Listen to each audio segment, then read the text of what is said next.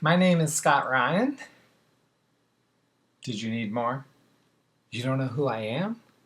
What is this? This is ridiculous. There are many reasons why Google might not show search results. Oh. Fine, for the maybe one or two of you who don't know. I am the president, co-president. Oh my gosh, I'm in trouble now. I just got rid of my partner. Who's going to edit the books? I'm the co-president of Fayetteville Mafia Press and Tucker DS Press. I'm the author of 9 or 10 books. Is it bad when you can't remember anymore? It just depends how you count them. We've got Moonlighting and The Last Decade of Cinema, are two books that I am displaying because getting right to the advice, authors, when you've got eyeballs, make sure your book's out there. And I'm here today to talk about being a cheer squad of one.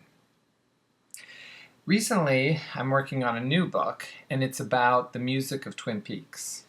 And I was interviewing one of the people who actually composed a song for the most recent season of Twin Peaks in 2017. And when I told him my idea for my book that would just focus on the music, he said, if I saw this book on the shelf in a store, I'd put it back on the shelf because I'd think it's the most boring topic that there was.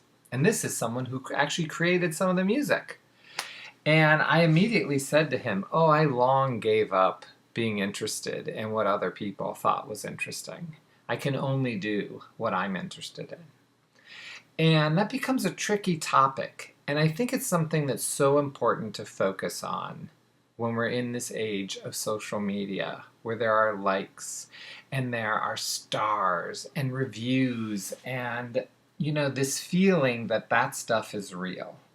I mean, the internet can look so flashy. It can look so professional. Look at me, I'm on TV right now. You're watching me. I mean, I gotta be something, right? But the truth is, you have no idea if I'm wearing dress pants or I'm giving this talk in my underwear. And that's the thing about the internet. We don't really know what's real and what's not. But when you are asking for someone's time and you want to share something that you know, that you want to share with someone else, like that's as real as it can get. And every book that I've sat down to write has really come from a question. With Moonlighting, I always wondered, how could a show be so popular and then be gone in a year where no one cared about it? I wanted that answer. With my David Letterman book, I was so curious, how did they pull off that final episode of The Late Show with David Letterman? They did an amazing montage at the end. And I wanted to know how they did it. And I spent 2 years tracking down the people that made that montage. And in doing so, I uncovered all these other stories that became a book.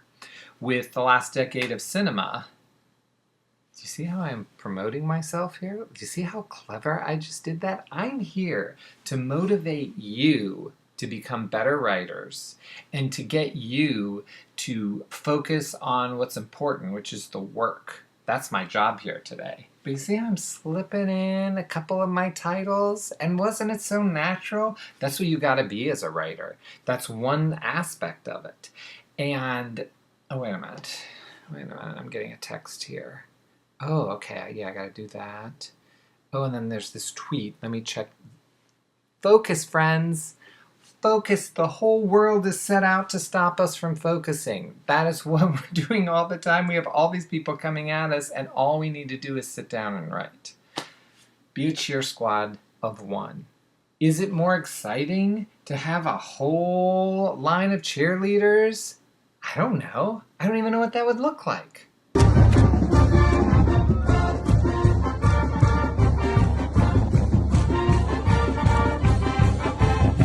Ra, sis boom ba, go team? I mean, maybe a cheer squad of one isn't quite as exciting as the Maslin Tiger cheerleading squad. Okay, but what matters is that you're focused on your work, that you have something in you that is so unique, and you have a question, you have a thought, and you want to share it with someone else. And I'm sure you're sitting there saying, okay, Scott, but when I share it, that's only one aspect. How do I get it out there to the world? The truth is, I don't know. I don't think anyone does. And look at me, I'm a publisher. I mean, we now, between the two companies, we have over 40 books in our repertoire. When I have talked to all of the authors that I've worked with, I always say something to them, and I can feel they get a little shocked by it. And they always say to me, you know, how are you going to sell my book? How are you going to promote my book? And I tell them, no one in the whole world cares about your book more than you. You're going to have to do it. Your energy, your belief in it, that's what pushes it forward. You can't control what goes on out there. And if that's what you're doing before you're writing, it's not going to work out. So I'm going to tell you about my 2023. I know, we're going to go back that far. Do you remember 2023? It was a good year. So I was working on my last decade of cinema book, and I'd been working on it for 3 years at that point. I watched 160 90s movies. It was an idea I came up with, a provocative idea calling the 1990s the last decade of cinema. I finished it, and it was going to be published through our publishing company, which is a traditional publishing company, so it wasn't going to come out for 8 months. In that time, I'm also a Massillon Tigers football fan. It's a small high school football team in Ohio, as you saw from the cheerleaders. And they won the state championship on the field for the first time in their history. And it was a really big deal for me, the biggest deal. I mean, wait a minute, getting to give this address, that also, very close, you know. Just like, maybe the Tigers just won more. And when they won, I was like, this is incredible. This thing that had never happened in my whole life. We should document this. So me and the coach's wife put together a book in 6 weeks where we interviewed the coaches and, you know, how they did it. She wrote from a coach's wife perspective. I wrote from a lifelong fan perspective. That book comes out. We have a signing in Massillon. There's a 2-hour wait to get the book signed. We sold 700 copies in a weekend. It just exploded. The town loved it. Once that sort of died down, my 90s book came out. Now, my 90s book did okay. It didn't sell 700 copies in a weekend. There were not lines of people waiting for, you know, Scott Ryan's pontificating on the ice storm from 1997. You know, that is not the same as a high school football team winning the state championship in a town that was all they ever wanted. You can't control how people are going to see your work. And it doesn't matter. Does that mean the Massillon book is better than the 90s book? Of course not. Like, it was right place at the right time. As a writer, I came up with an idea and I developed it as best I could. And it's out there. And I've gotten emails from fans who just love my 90s book. And it's hitting that audience. The Massillon book, I didn't even know I was going to do it. And 6 weeks later, it was done. Look for opportunity, but be that cheer squad of one. It was just me both times. I care about 90s films. I care about Massillon. Obviously, a lot more people cared about football than they do about movies from 30 years ago. I mean, what are we talking about? But you have to be open to those things. And I feel like that's one of the things that I try to do. And I'm not sure that advice gets out as much because people are saying, you've got to get likes on Goodreads. You've got to get stars. Get people to rank something on Amazon. Okay. And I do those things. I'll ask my friends, I'll do that post, but don't read them, don't look at them, don't get caught up in them. Be an artist first. We're so lucky to be an artist.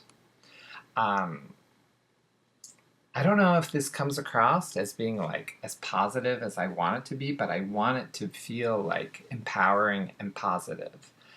But I want to point something else out that I really would like to say. And that is that last time Desiree had me host the book fest where we interviewed the authors, this was in the spring version, Stephanie Dooley gave an appearance where she gave the advice of 10 things that authors should do. And in it, she said, we're writers, and so we need to write as much as we need to develop our craft and see what's out there to do that. Another one that's maybe, I hope these aren't all discouraging. They're not meant to be. And they weren't. They were honest and they were true. And I think being honest and being true about what it's like to be a writer today is so important. It is a gift. It's wonderful. But also, you got to do a lot of things maybe you don't want to, and it's really hard. The truth is, the internet can be so confusing and scary. And what do we know to believe in, and what do we not know to believe in? This is what I say. Believe in what feels good for you, and let go of the algorithms, the rankings, the stars. Hold on to an email that comes to you from a reader and push away some nasty comment online. Because the truth is, as I said in the beginning, when you're looking at the internet, you don't know if it's in its underwear or if it respected you enough to put on dress pants. I like to think after this talk, maybe my cheer squad of 1 will become a cheer squad of 2. Me and you. I'll cheer for you, you cheer for me. Because I respect you.